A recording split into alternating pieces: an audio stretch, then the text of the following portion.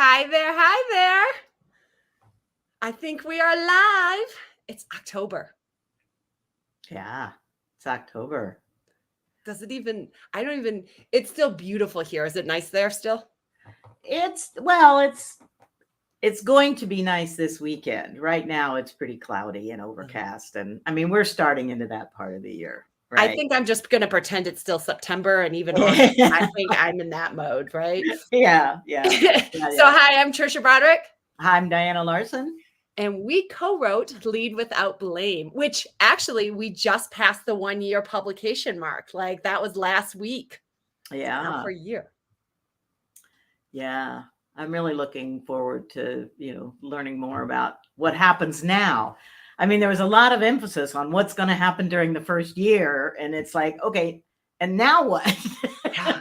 It's still cool. Like I just had somebody reach out to me that just got the book recently and was telling me, like key parts that they really benefited from and stuff. And so it was so much about just kind of the release and the publication and getting the word out. Now it's kind of like really going, well, how are you using it? And what are you doing with it? And so it's kind of cool to watch this transition happen. Yeah, right. Well, and later this month, we actually are going to be starting a book club with a group. And so I'm looking forward to more opportunities to do things like that too. Yeah. That's really, it took a bit for us to find a calendar where we both could be available for it, but it happened and we made it work with it. So today's topic, because we're going to be going live once a month, is storytelling. Although we should have probably just did scary stories. No, I think storytelling is good. I mean, this is the time of year for sitting around a campfire with your snugglies on, and actually telling. It gets dark early enough that you can start telling the stories. Yeah, early enough. So So let's first define what we mean, kind of when we appreciate is like what we mean by storytelling in the workplace, like what it means and kind of why we promote it a little bit, right? Yeah. I think it really is about our experiences. For one thing, it's telling stories about our experiences or other people's experiences that we can really, really, really relate to. Right. I mean, best is if it's your own story, but second best is if it just really fits the situation really well. And we're not talking about fiction. We're not talking about making stuff up, but it can be, there can be an analogy as part of the storytelling or some of those kinds of things, but it has to be something that really is going to resonate with folks.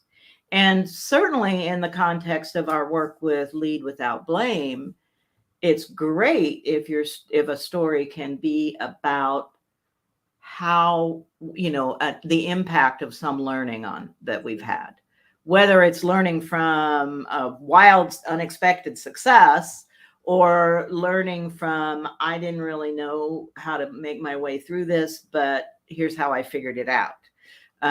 Those kinds of stories, or here's who I brought in to help me, that kind of story. So there are stories of,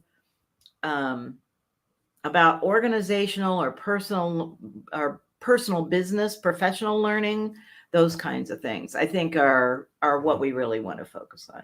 Yeah, we used a lot of stories even in the book to highlight the example, right? Because what a story does is there's so many times that we just try to tell people like, here's the point, right? But by living in and reading or visually seeing kind of an experience, a learning, you internalize it at a deeper level, right? You can relate to it. You can see it yourself or somebody else, or you can remember, you're like, I'm having flashbacks right now right, with a story. And so even in our book, I think every chapter had stories and multiple little stories. And some of those stories we carried on because it just helps that visual element of it, that experience you're going through. It helps with the learning. It connects things, it links things, but it also makes it more memorable in a lot of ways, right? Yeah. And it's stickier because it's sometimes I feel like I'll listen to somebody else's story enough times, like Jake Calabrese and I teach a lot together. And I've listened to so many of his stories and vice versa that there are times that I'm like, did that happen to me or you? Like at this point, it just kind of starts to feel like it's yours. And I think that's one of the coolest things about stories in the workplace is that you can, as a leader or as a person, just in general, you're sharing your story, you're giving information about something, but you're giving that power to the other person to draw from that story what they want to, what they experience, what they see, what they internalize, what they can relate to. And I think that's the coolest part is like, I can share something, maybe inspires, maybe motivates, maybe helps, right? But the ownership still stays with you and what you choose to do with that story versus a directive and telling somebody something. Yeah. It's funny. I mean, you say about, training with somebody a long time and starting to do that. I still think of, I don't know that I'm telling any of your stories yet, but still when we talk about stories, I was like sitting here going, oh yeah, Sue had Sue had a continuation. And, of course, that's a pseudonym for one of your clients because we wanted to maintain everybody's confidentiality and anonymity. But the stories are real. I mean, the stories are things that have happened to a person that we either worked with or know well. And so it is interesting to think about, the stories stick. Stories are sticky. I mean, that's one of the things they say in the book. The brothers who wrote the Heath? Heath Brothers? Yeah. And it's not stuck, or is it Made to Stick. Made to Stick. I knew that sticky was in the title somehow. Then the Made to Stick, they talk a lot about the power of stories and how it can really help people. Hearing another story of somebody going through something similar can really give us hope that we're going to be able to get through it too, if that thing has happened to us or so on. Stories are really important. I'm sorry. So what are the kinds of stories, like, because not all stories are appropriate in the workplace.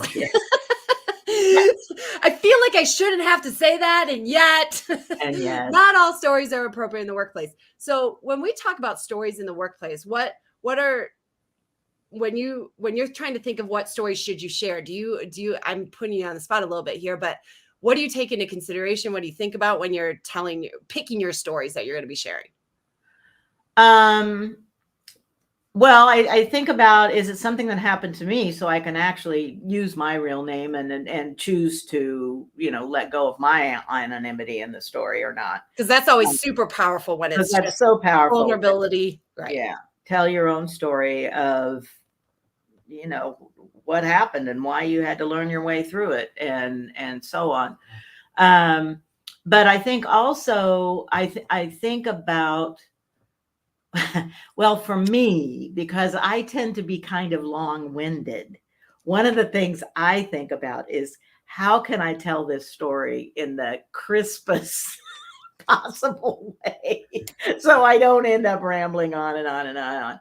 So if I'm thinking about it ahead of time, I often think something about that. It's like, what are the essential elements of this story? What do I really want to make a point about, and what do I not? I mean, people's attention spans for stories have gotten so much shorter, and our ability to listen through a story has really shrunk. And I mean, I think about, there are examples of storytellers in India, in a lot of indigenous communities, but definitely in some parts of India. I have read about people who have a story that they carry with them that is like a 3-4 day story. And people have to be able to sit with that person and listen. And I can't think of anybody in the US who's, in US business, who could even begin to do that, right? So, and that's what we say about videos and things. They have to be short, they have to be crisp, they have to be, and I think these days we have to think about that for our stories as well. If it becomes boring, then no learning happens as a result of the story.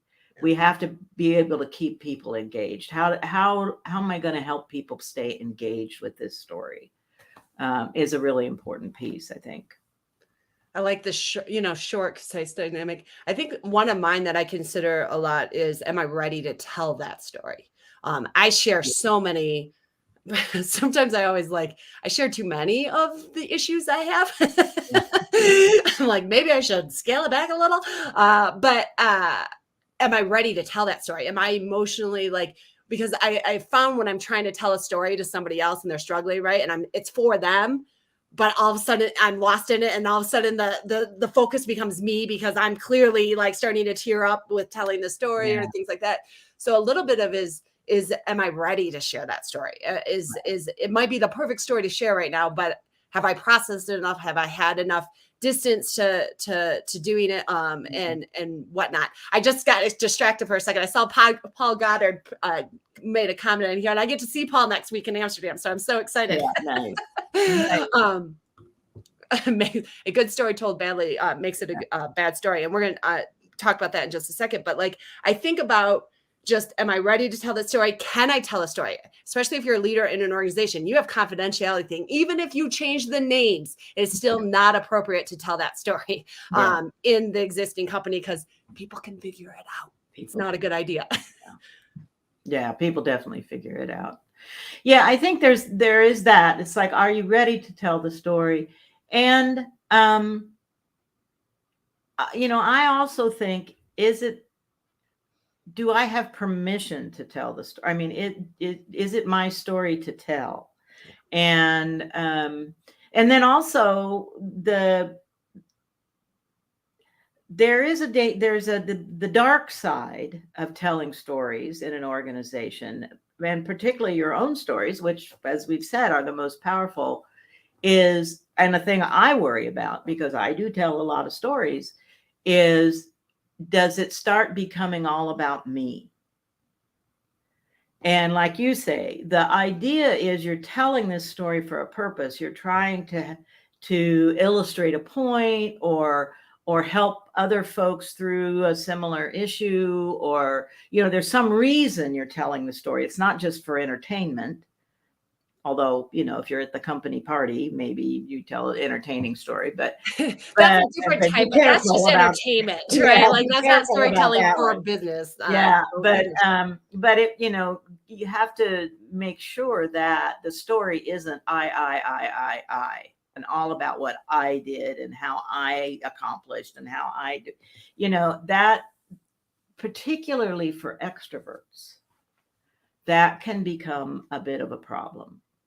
And so I think that's another thing to be aware of. Make sure you're inviting other people to tell their stories too. Yes. Right. Or tell stories that highlight the achievements of other people, or if it was an achievement, maybe they worked their way through a really hard problem. And so you want to get permission to tell their story about how that worked and how that happened, because it's a really good story for other people to learn from.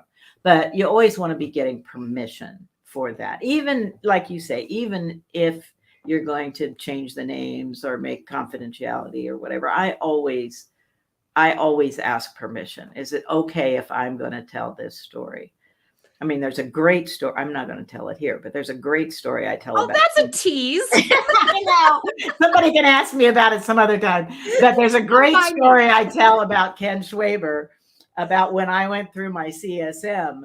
But I asked Ken, can I mention this to other people? And he has given me permission to do that. We have a question in the comments. So let's good. It's pretty big. So I'm going to see what happens when I try and show this. Let's see. Oh, good. Look at that.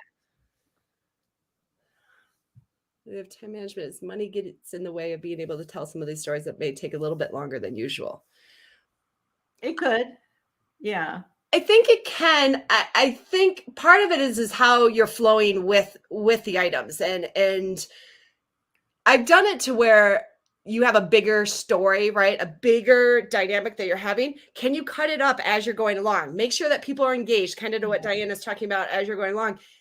But most of the times, if you're doing stories really well, people don't even notice you're doing a story. It's just, it flows. Yeah. It's just part of like, oh, this is helping me learn, or this is helping us get to our decision that we need to make, or this is helping us Yeah. collaborate better. And so if you're doing stories really well and not just talking for a long period of time but instead helping to engage them, bringing them along in the story, if it is a longer story, Yeah. I tend to notice that the story isn't the focus point. It's just the means to help you achieve what you're trying to achieve. Yeah. Does that make sense? Yeah. Yeah. And I think, I think about on social media that there are people who do what they call micro stories, which it's like a little tiny interaction that really makes a good point, and like figuring out that kind of way of being able to tell a story. Or I lost the point of why I was saying that. But I think that there are lots of ways of telling stories, and the more you can keep people engaged with them, the better. And so, how can I tell this story? I mean, becoming a good storyteller is about more than the story. There's a group of people here in Portland who it's called the Portland Storytellers Guild, and they will once a month put on an event where 3 or 4 of their members will tell stories, and some of them are kind of and some of them are really great. And sort of noticing what caused that one to be not terrible, but meh, that's 15 minutes of my life I'll never get back again, kind of thing, right? And what makes the really good storytellers good? I mean, it's like learning improv. Right. Learning how to tell a good story is a skill that is useful.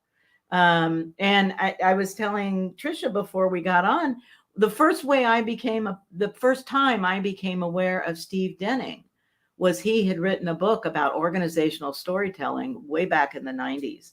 And because I'm an old person.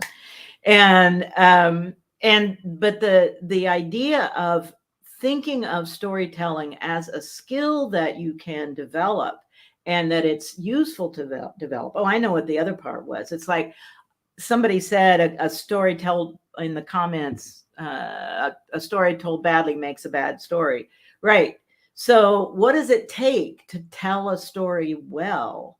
And what seemingly has the nuggets of being a really good story, if you tell it in a monotone and you never, yeah. So it's how do you use your voice? How do you use your body? How do you tell a story? When do you pause, the tone, the volume, the rhythm that you're doing it? Yeah. Yeah. There's also materials that are out there of just the arc of a story and how you kind of take people along on that journey. There is Kevin Rush highlighted Toastmasters is an excellent also opportunity for this. I do a lot on impactful training and speaking, and that speaking of just, it kind of comes with that territory of doing those stories.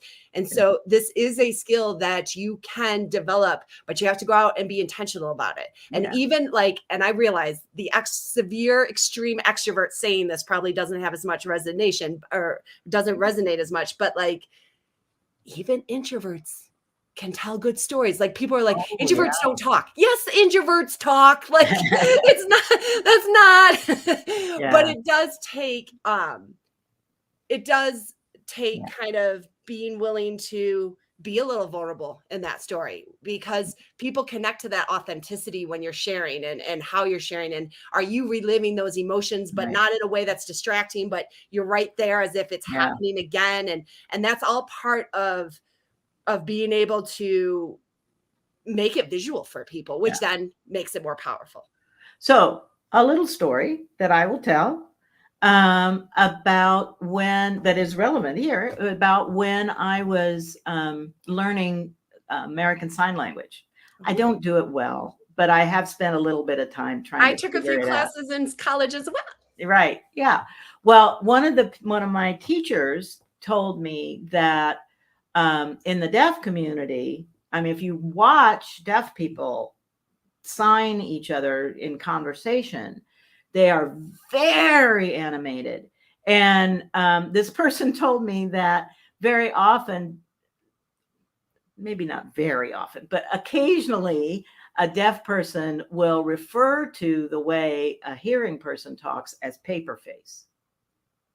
Right? There's just no animation, there's no, it doesn't engage for them because they're used to so much animation. But I think that's a good thing to I sometimes think about that. Am I making a paper face here, or am I really getting into the story, telling it in a way that will be meaningful to people and that will connect with them and so on? I'm laughing because I say the better you get at that, the worse the photos of you while you're speaking will be. Just telling you right now. I'm horrible. All my photos look like I'm so all over. I was like, just get me smiling just once. Yeah, I have a lot of women that are like this. Okay, we are out of time already. So, Diana, what do you have coming up? Well, this month, a couple of really wonderful things. This coming weekend, I'm going to attend the Thermodynamics of Emotion Symposium, or as we sometimes call it, Thermo-Emo Simpo. And I'm really looking forward to that. It's a very cross-disciplinary event. And if you're in the Portland area or anywhere near, and there's still time to register, it starts Friday. And then later this month, I'm speaking for the Beyond Agile meetup in Seattle on the 25th. And then on the 26th and 27th, that'll be an online remote talk. But on the 26th and 27th, we're having an in-person immersion lab, the Strategic Agility Lab. If you look up strategicagility.org, you can find out all what that's about. It's going to be an amazing thing. It's going to be at the Kennedy School in Portland, which is an amazing place to just be for a couple of days. And then in November, I'm going to be speaking at Oradev conference in Malmo, Sweden, doing a keynote there. And I'll be there signing books and just hanging out, talking to people. They're going to give me a little space where I can just have conversations. And then right after that, I'll be doing a meetup speaking in person at a meetup in Copenhagen, the Agility Lab. So so that's just over the next couple months.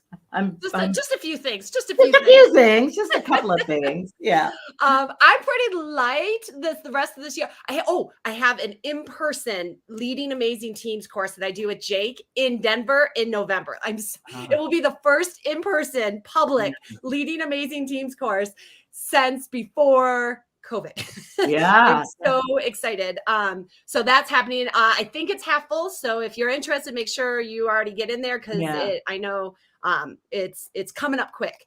I will be as I mentioned earlier, I'll be at the Scrum Gathering in Amsterdam. I'm so excited to see my friends overseas and speaking there. And then I will be keynoting the TechWell conference in Orlando in November this year. Yay. So everything else is kind of private on my end for the rest of the year. But yeah. Oh, there is a for anybody who happens to be on, that is part of the New York City finance agile group.